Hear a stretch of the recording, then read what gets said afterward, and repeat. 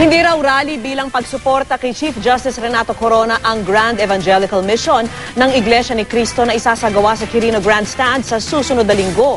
Ayon po yan mismo kay Pangulong Noynoy Aquino. Pero usap-usapan din ang paggunita sa anibersaryo ng EDSA People Power Revolution na umano'y pantapat ng Malacanang sa pagtitipon ng Iglesia ni Cristo. Saksi si John Consulta. Puspusan na pag-iimbita ng mga miyembro ng Iglesia ni Cristo sa mga hindi nito kaanib sa Grand Evangelical Mission o Malakihang Bible Study sa February 28. Regular daw itong isinasagawa sa mga lokal ng INC. Pero ngayong Martes, sa Quirino Grandstand ito idaraos para sa lahat ng kaanib sa Metro Manila at mga kalapit na probinsya.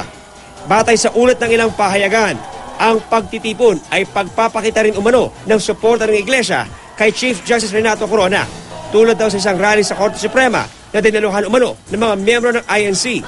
Walang tugon ang INC kaugnay nito. Pero nakausap na umano ng palasyo ang pamunuan ng Iglesia tungkol dito. We talked to our liaison officers with the Iglesia and they denied na dito sa an Iglesia rally.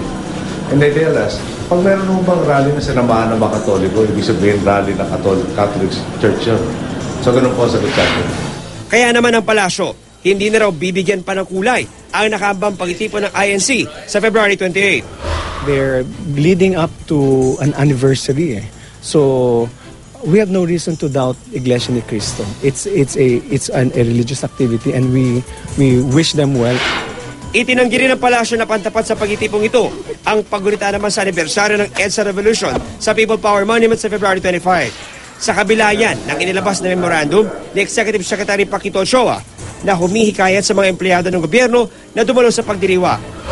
This is not a compulsory process. So there is no such thing as a show of force. This is something that we would like to cherish and remember what we did in EDSA. Ako si John Consulta, ang inyong saksi.